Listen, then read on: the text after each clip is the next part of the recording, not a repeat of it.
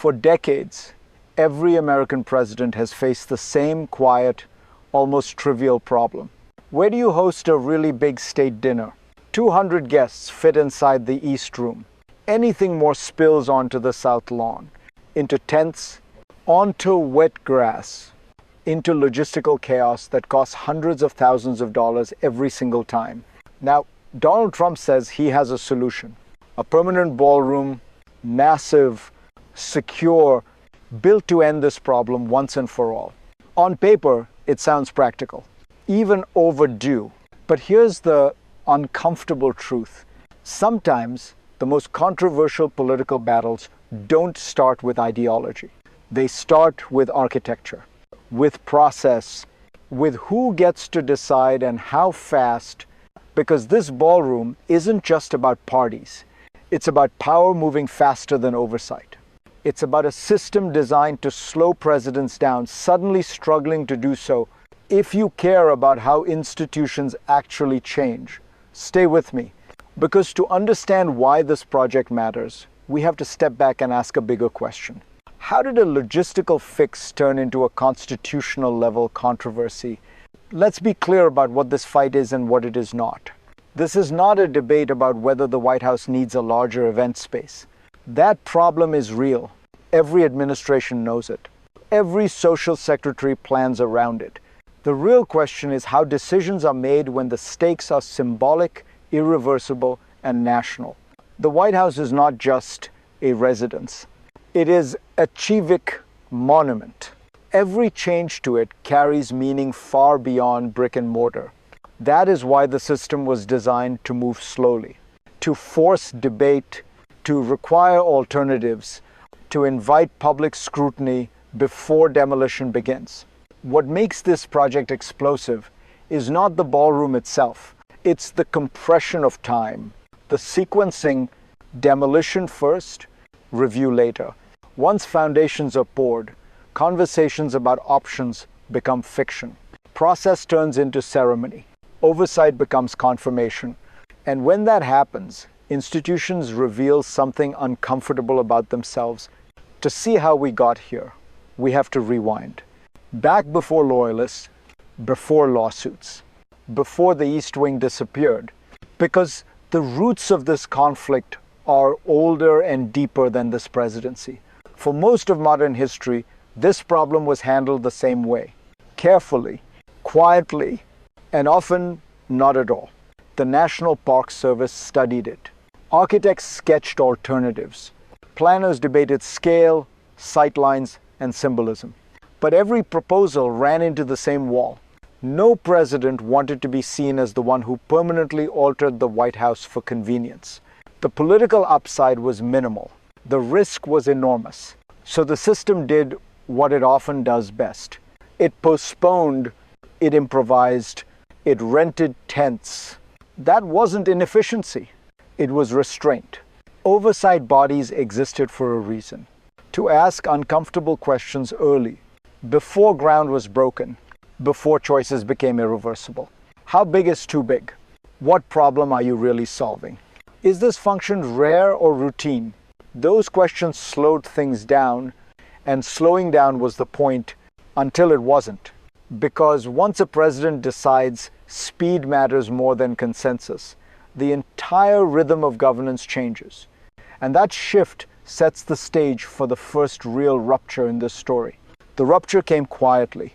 And then all at once, there was no long public debate, no extended weighing of alternatives. One day, the East Wing stood. The next, it was gone. For decades, that space had been more than offices. It was where first ladies worked, where traditions accumulated invisibly over time. Its demolition wasn't just construction. It was a signal, because in any normal federal project, this moment comes later, after options are compared, after public feedback, after oversight bodies weigh in. Here, the sequence flipped. Below ground, foundations began to take shape. Above ground, questions were still being asked. And that inversion matters. Once concrete is poured, scale is locked in. Once footings are set, alternatives become theoretical. This is how momentum becomes power. Not through speeches, through sunk costs. If you've ever watched governments commit to projects they can no longer reverse, you recognize this pattern. By the time institutions speak, the answer is already implied. And this is where the controversy truly ignites. Because what comes next is not about architecture. It's about the system that was supposed to stop this moment and didn't. To understand why oversight failed here, you have to look beneath the surface, not at personalities, at mechanics. Institutions don't collapse dramatically. They erode procedurally. The National Capital Planning Commission exists to slow things down, to ask for alternatives, to shape projects before they harden into facts. But that power depends on timing and independence. When review happens early, commissions influence outcomes. When it happens late, they ratify decisions already made. This project arrived at an unusual moment. Demolition complete, below-grade work underway. Key decisions embedded in concrete. At that stage, oversight becomes symbolic. Not because the rules disappeared, but because leverage did. Add another layer, personnel. Traditionally, these bodies were staffed with experts, architects, preservationists, urban planners. Now, political loyalty replaces technical distance. And when that happens, institutions stop asking, is this right? They ask, is this allowed? That distinction changes everything, because systems designed to restrain power cannot function when they are synchronized with it. This is not corruption in the dramatic sense. It's alignment. And alignment is often more consequential. The result is a process that looks intact. Meetings are held, presentations are given, but outcomes are already shaped. And that dynamic sets up the second crisis, one that moves beyond process and into public trust. The second crisis doesn't arrive with bulldozers. It arrives with disbelief. Because once people realize the outcome is effectively decided, the question changes. Not what is being built, but why review still matters at all. This is where public trust begins to fracture. Oversight bodies are meant to be friction points. They slow power. They absorb pressure.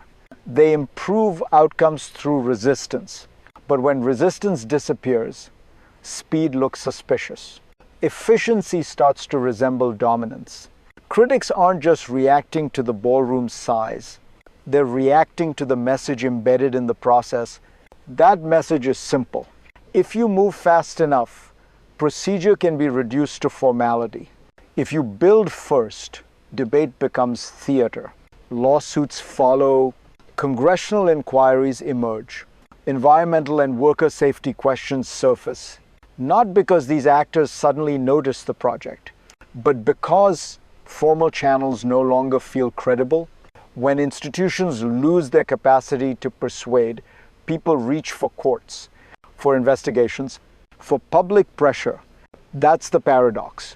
Speed, intended to simplify governance, often multiplies conflict. And in the middle of all of this, there's a group rarely centered in these debates. The people who live with the consequences daily. For the people who host, plan, and attend events at the White House, this problem has always been immediate. Wet lawns, tented dinners, makeshift kitchens, a logistical nightmare repeated with every large gathering. For decades, staff and first families have improvised. High heels ruined in the rain, cables snaking across the lawn, auxiliary refrigerators and grills set up in corners. The new ballroom changes that. It promises predictability, comfort, a space where even 1,000 guests can dine indoors, protected from the elements, where state functions can unfold without improvisation. For attendees, it might feel mundane. For planners, it is transformative, a practical solution to a long-standing problem. Yet emotion runs deeper than convenience. People care about the symbolism of the East Wing. They care about tradition, about the White House as a living history, not just a functional venue. And so the conversation becomes personal, empathetic. You can understand why some cheer the solution while others fear what it represents. Because in politics, human impact is never abstract. The ballroom is more than concrete and steel.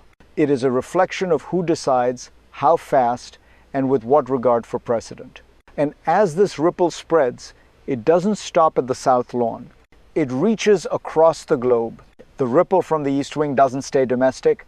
It extends outward, touching diplomacy, perception, and international optics. Allies watch how traditions are maintained or discarded.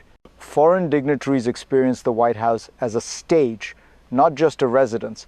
Every event conveys a subtle message about priorities, power, and process. When the US president circumvents or compresses established review, it signals more than efficiency. It signals that institutional norms are negotiable. That oversight can be streamlined if politically convenient. Competitors and critics abroad notice too. A government willing to override process at home can be seen as bold or reckless on the world stage.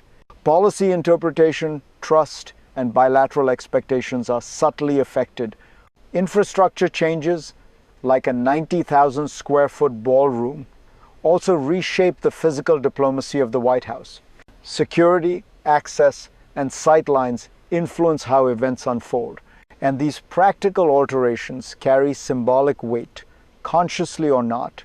This is how a seemingly domestic logistical fix becomes a story about governance, influence, and global perception. The local debate over tents and lawns escalates into a geopolitical narrative. And from this global perspective, the question looms, what comes next? Looking ahead, there are three paths the East Wing ballroom story could take. The first is the optimistic scenario. The ballroom opens as promised, elegantly solving a practical problem. Oversight bodies eventually review the project in retrospect, affirming its design and function. Tradition and innovation coexist. The public sees a seamless fusion of practicality and preservation. The second is the moderate path. Construction proceeds, but lawsuits, inquiries, and political friction persist. Cost overruns and design controversies linger. The ballroom works, but trust in the process erodes further. The project becomes a case study in what happens when speed outpaces procedure. The third is the cautionary scenario. Continued legal and institutional challenges delay completion. Public opinion hardens. Symbolic and practical consequences collide, leaving the White House with a massive structure but a frayed institutional legacy. This outcome underscores the fragility of systems when norms are ignored. Each scenario carries lessons. Systems, even those meant to restrain power, operate under a mix of rules, culture, and precedent. Once those forces are misaligned, consequences ripple across governance and society. History teaches that the choices we make today about oversight, process, and scale shape not only buildings, but the very fabric of institutional trust. And as the story of this ballroom unfolds, it is a reminder. Structures last decades, but trust fragile, procedural, human, must be tended carefully. So where does this leave us? The East Wing ballroom is more than a building. It is a mirror of power, process, and priorities. A practical solution wrapped in controversy, a symbol of ambition tempered or tested by institutional limits. For you, watching closely, it offers a lesson. Governance is as much about how decisions are made as the outcomes themselves. Buildings, policies, and projects carry meaning far beyond their material footprint. This moment invites reflection.